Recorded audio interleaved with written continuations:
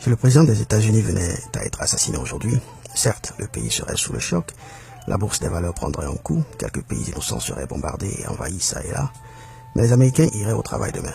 La machine étatique et institutionnelle resterait en place, l'armée ne prendrait pas ses soi-disant responsabilités, le pays ne sombrerait pas dans un chaos ou une guerre de succession. En réalité, même si vous vous arrangez pour basser et éliminer jusqu'à 15 successeurs, il y aurait un 16e et même un 17e remplaçant, sans remue-ménage. Le système est calé. On n'a pas besoin de 241 ans d'histoire commune pour atteindre une telle maturité sociale. En fait, c'est depuis sa naissance que l'Amérique s'est dotée de cette stabilité institutionnelle. Pas besoin non plus d'être tout bab pour atteindre une telle organisation sociale. Nous connaissons tous les systèmes matrilinéaires et les conseils de sages qui existaient jadis dans les familles et dans les grands empires de l'Afrique ancienne et qui assuraient des transitions apaisées et une stabilité sociale. Aujourd'hui, l'Africain semble être individuellement évolué mais collectivement primitif, incapable d'instaurer les moindres compromis sociaux nécessaires pouvant permettre un mieux vivre ensemble. À ce siècle encore, le pouvoir en Afrique est traité un peu comme un morceau de viande, jeté dans une horde de hyènes. On s'en saisit et on court et on court et on court désespérément, pourchassé par un peuple en colère et on court et on réprime et on brime et on assassine et on signe des accords et on viole ces accords et puis on court de plus belle. Puis on vieillit et on perd le souffle et on s'effondre et quelqu'un d'autre s'en saisit et la course continue. Comment en sommes-nous arrivés là? Que nous est-il arrivé? Salutations à vous, chers frères et sœurs d'Afrique, chers frères et sœurs des États-Unis d'Afrique. Ce message s'adresse essentiellement à vous qui aspirez à devenir des leaders de notre continent. Ce message s'adresse à la jeune élite africaine qui émerge. Mais ce message s'adresse aussi et surtout aux dirigeants actuels. Chers amis, si vous regardez cette vidéo et si vous connaissez quelqu'un qui connaît quelqu'un qui a accès à votre président, faites passer le message. L'intention ici n'est pas de les outrager, mais de leur adresser un message sincère de la part des masses conscientes et libres d'Afrique. Parce que nous savons que nos leaders ne sont pas libres dans leur prise de décision. Et nous pensons que le peuple se doit de les aider.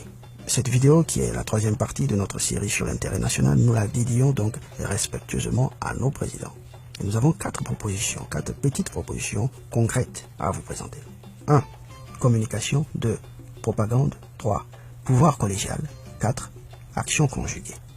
Chers présidents africains, nous savons que vous n'êtes pas des idiots. Nous savons que vous n'êtes pas des incapables. Gouverner une nation africaine est l'une des tâches les plus coriaces au monde. Il faut en être capable. D'ailleurs, un de vos aînés n'a pas hésité à le dire clairement. Je commencerai par dire que ne dure pas au pouvoir qui veut, mais dure qui peut. On vous a souvent accusé de ne poursuivre que vos intérêts personnels. Mais qui, sur cette planète, peut honnêtement affirmer qu'il ne vit et ne travaille que pour l'intérêt des autres? Celui-là serait non seulement un menteur, mais un menteur dangereux. Vous avez le droit de poursuivre votre intérêt. Il faut seulement que vous arriviez à bien discerner ce qui constitue réellement votre intérêt personnel.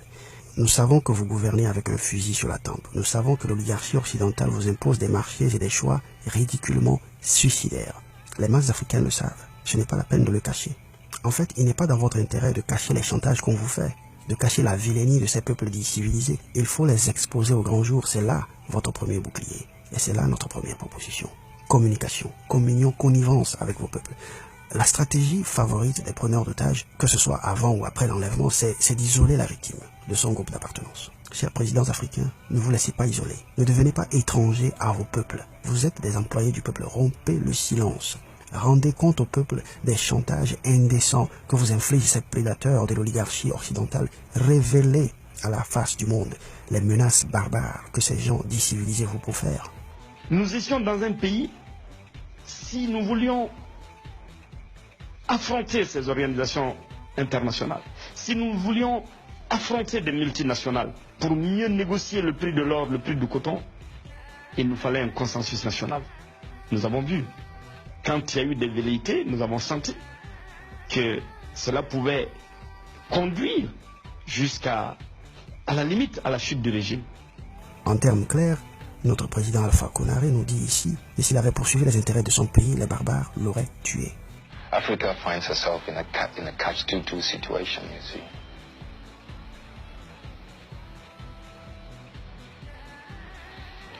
She better watch what she says here and there, or else you don't get that aid or that assistance, etc., etc.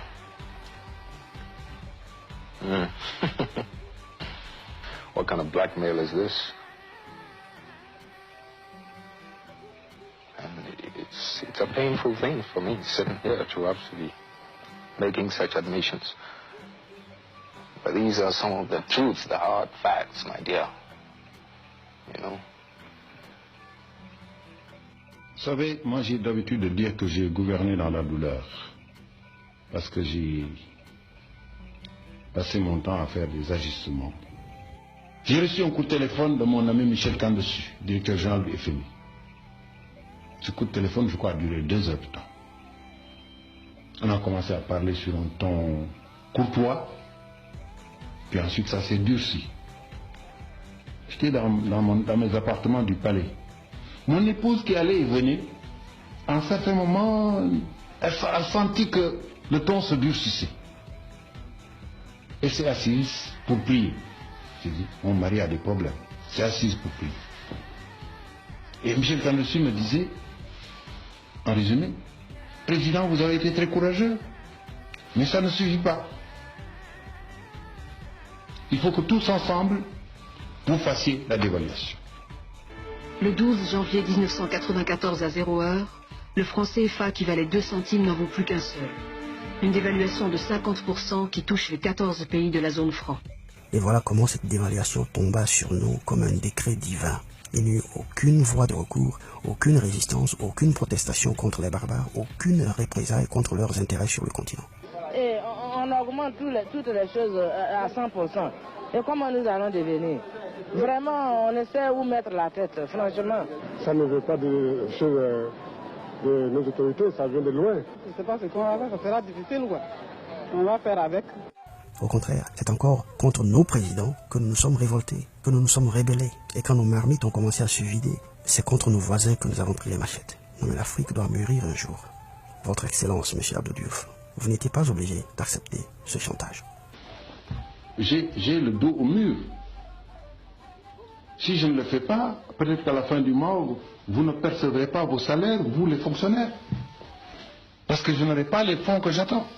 Justement, Monsieur le Président, mais vous ne voyez pas qu'après 50 ans d'indépendance, bon, on va dire quoi, 34 ans au moment où l'affaire se passait, vous ne voyez pas qu'après 34 ans d'indépendance, qu'il soit un peu aberrant et honteux que nos simples salaires dépendent encore des dons de nos anciens colons? Pourquoi avons-nous osé prendre l'indépendance alors? Lorsque vous aviez 35 ans d'âge, Monsieur le Président, dépendiez-vous de vos parents? Tendiez-vous la main à vos parents pour les moindres de vos besoins? Bien sûr que non. Tout le monde le sait, c'est à 35 ans que vous êtes devenu Premier ministre de M. Senghor. C'est là un homme, un vrai. Un homme doit grandir, quitter la maison de papa et maman, s'instruire, pourrir dans les difficultés et les vicissitudes de la vie autonome, puis germer et produire des fruits. Et vous l'avez fait à l'échelle individuelle. Pourquoi l'Afrique ne le ferait pas vis-à-vis des colons? C'est vrai, on nous dira que 35 ans, c'est très peu dans la vie d'une nation. Qu'est-ce 40 ans dans la vie des peuples quand le monde compte des milliards d'années d'existence? Oui, mais pardonnez, papa au fouet. Juste à titre d'exemple, hein, vous savez à quel âge la nation américaine a décidé de rompre avec son ancien colon? Dès la naissance. Alors qu'elle était composée que de 13 maigrichonnes colonies coincées le long de la côte atlantique, menacées de toutes parts par les Anglais, les Espagnols, les Portugais, les puissantes tribus indiennes, gangrénées de l'intérieur par ses propres esclaves noirs, en pleine instabilité, sans fondation économique, sans armée régulière, sans flotte navale, l'Amérique décida néanmoins de couper le cordon avec la couronne, avec l'ancien colon. Quand on veut l'indépendance, c'est comme ça on fait, et puis on noue de nouvelles alliances. Mais revenons à la communication. À vous, Excellence, Monsieur Abdou Diouf, et à tous les Abdou Diouf de demain. Voici ce que nous aurions souhaité vous voir faire dans un cas pareil.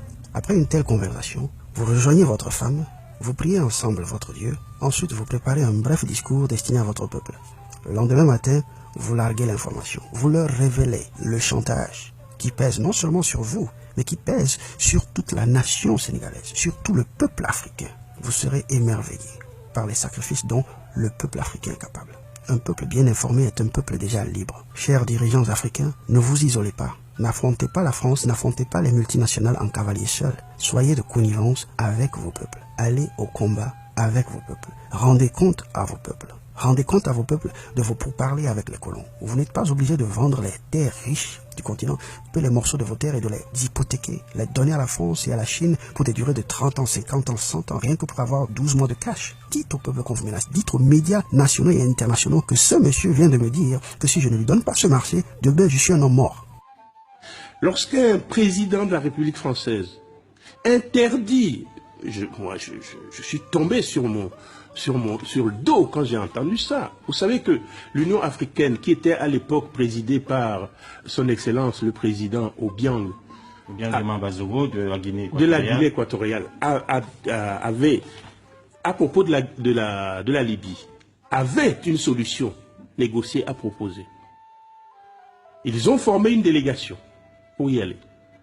Et Sarkozy leur dit, je vous interdis de monter dans l'avion, parce que si vous passez l'espace, je vous flingue. Et bien ça s'appelle de l'irrévérence, c'est de l'irrespect. On ne parle pas comme ça à des pays qui sont souverains. Et qu'on voit la barbarie des gens civilisés. Le peuple sortira en masse, le peuple fera du bruit, et la diaspora fera l'écho. Le monde entier sera au courant et témoin de la barbarie des hommes civilisés. Ne l'oubliez jamais, le peuple est et sera toujours plus fort qu'un seul de ses fils. Mettez le peuple de votre côté. On nous dira, oui, c'est naïf, et ça va à l'encontre des règles de la diplomatie. Mais qu'on nous dise qui a établi ces règles de la diplomatie et à qui profitent ces règles. Si ça ne nous arrange pas, ça ne nous engage pas. C'est d'ailleurs ça, la morale de ces barbares. Deuxième point, la propagande. Très brièvement, cher président, nous ne voudrions pas abuser de votre temps précieux. Le point que nous voudrions faire ici, le voici. Subissant ce que vous subissez, sachant ce que vous savez, sachant comment tel collègue a été arnaqué, comment tel autre collègue a été muselé, comment tel autre a été chassé du pouvoir, comment tel autre a été assassiné, ne voyez-vous pas qu'il est impérieux de former une jeunesse qui puisse résister à cela? Voilà un Macron, à peine âgé de 40 ans, mais déjà pétri à la culture coloniale et à la barbarie de l'oligarchie française. Le défi de l'Afrique, il est totalement différent, il est beaucoup plus profond, il est civilisationnel aujourd'hui. Il nous fera les mêmes chantages. Il envahira s'il faut envahir, il tuera s'il faut tuer. C'est ça la moralité des Bourgs. Il pérennisera l'héritage de De Gaulle. Et il le fera de manière plus audacieuse, plus vicieuse, parce qu'il est le fruit d'une évolution. Chaque génération est une évolution de la précédente, à condition qu'elle soit bien entendu conditionnée pour l'être. Chers dirigeants africains, que faites-vous pour conditionner notre jeunesse afin qu'elle fasse mieux que nous, afin qu'elle résiste mieux à nos prédateurs naturels? Il faut éduquer à la base. Il faut élever le niveau de pensée politique de nos peuples. Il y a une sorte d'élitisme mandarinal malsain que nous avons conservé depuis l'époque coloniale et qui consiste en ceci. Les rares illuminés veulent rester les seuls illuminés. Non, mes chers présidents, vous qui êtes en contact direct avec les turpitudes de la géostratégie mondiale, trouvez le moyen d'enseigner à vos peuples comment se défendre. Lorsqu'on voit M. Kémy Séba, devant des jeunes étudiants et élèves, dans des propos lourds d'informations et des analyses géostratégiques très avancées, on pourrait avoir l'impression qu'il prêche à des sourds. Mais erreur, il est en train d'élever leur niveau de pensée. Ces jeunes Africains qui écoutent Kémy Séba, ils ne possèdent peut-être pas les derniers portables et les tablettes de dernier cri, mais ils savent et comprennent que c'est le sang des enfants du Congo qui est versé dans ces gadgets. Aucun toubab ne pourra les convaincre de prendre des armes un jour contre leurs propres frères et contre leurs propres sœurs. C'est de cette propagande-là qu'il est question. Vous savez, en septembre 2016, invité en France à l'occasion des 40 ans du CERDI. Le CERDI, c'est le Centre d'études et de recherche sur le développement international. C'est là-bas qu'on forme les économistes africains. Genre, on envoie les joueurs d'ASEC d'Abidjan pour être formés par les entraîneurs de Ashanti Kotoko. Un truc comme ça. Bon, passons. Toujours est-il que son Excellence, monsieur Alassane Dramane Ouattara, a été invité là-bas c'était un ancien élève, donc invité pour commémorer les 40 ans de succès de cette grande école française. Un étudiant ivoirien ose lui poser une question sur un possible abandon de cette devise qu'est le franc CFA. Ah, mais le grand frère ne l'a pas loupé, hein. On ne discute pas des affaires monétaires sur la place publique. Si on muselle de la sorte un étudiant en masters, quel sort réserve-t-on aux centaines de milliers d'élèves et d'étudiants qui surpeuplent nos écoles en Afrique? Non, monsieur Ouattara, il faut élever le niveau de pensée de votre peuple. Il faut l'illuminer, il faut le renforcer, il faut le préparer aux stratégies géopolitiques du monde occidental. C'est tout aussi important que la construction d'un pont. C'est vrai, nous ne vous apprenons rien. Tout ce que nous disons, vous le savez. Nous savons que vous êtes conscient de tout ceci. Bref, pour tout ce qui permet l'épanouissement de l'être humain, nous sommes obligés, il faut le reconnaître, de nous adresser à nos anciens colonisateurs. Vous ne croyez pas que nous soyons conscients de cette triste situation? Nous voulons nous évader de cette situation-là et nous demandons à ce qu'on nous aide.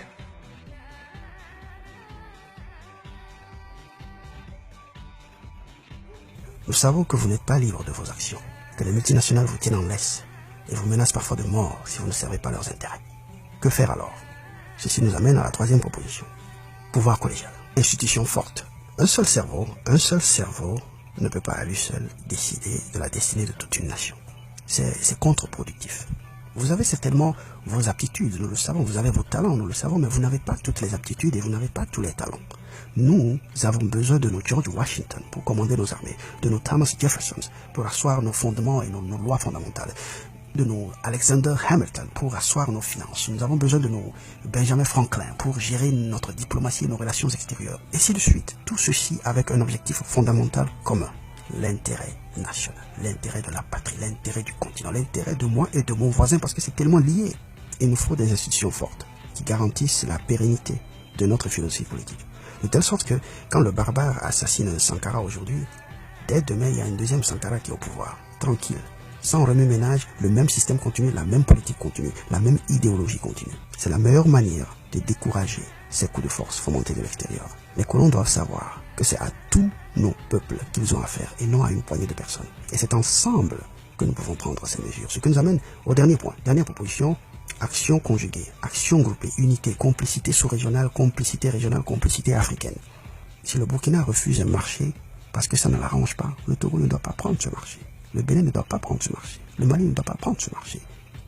Comme disait l'autre, on fait de la compétition ruineuse entre nous. Un pays africain accepte, refuse de prendre votre offre pour exploiter son pétrole, votre offre de 10%, il refuse. Vous traversez la frontière, un autre pays africain vous ouvre les bras, venez prendre. Pourquoi nous faisons des choses comme ça? Je voudrais que notre conférence adopte la nécessité de dire clairement que nous ne pouvons pas payer la dette. Non pas dans un esprit belliqueux, belliciste. Ceci pour éviter que nous n'allions individuellement nous faire assassiner. Si le Burkina Faso tout seul refuse de payer la dette, je ne serai pas là à la prochaine conférence. Par contre, avec le soutien de tous, dont j'ai besoin,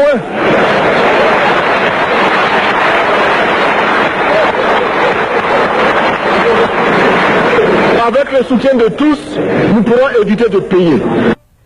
Pour finir, chers leaders actuels et futurs de l'Afrique, nous voudrions que vous sachiez ceci. La nouvelle génération africaine aspire à une fédération continentale. C'est un mouvement qui est en train de créer une boule de neige. C'est un mouvement qui est présent. C'est plus qu'un rêve, c'est un objectif. Et nous allons le réaliser. Inscrivez votre nom sur les bonnes pages de cette histoire. L'Afrique doit au monde une révolution. Notre mission de la jeunesse actuelle, c'est de créer une nouvelle condition, que l'Afrique soit forte et puissante. Ceux qui ont fait les États-Unis à Philadelphie, le plus vieux, c'était Benjamin Franklin, il avait 80 ans. Le jeune qui venait après lui avait une cinquantaine d'années, Washington, qui serait le premier président. Les autres, les techniciens, les autres leaders là, avaient 30 ans, 33 ans.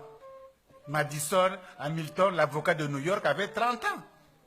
Madison, qui serait le 4e président américain, il avait 33 ans à l'époque. Ce sont des jeunes qui ont fait les États-Unis. Ils ont décidé, faisons les États-Unis d'Amérique, faisons. Qui a tort? Est-ce que c'est le bon moment? Est-ce qu'on est corrompu? Est-ce que c'est... Faisons.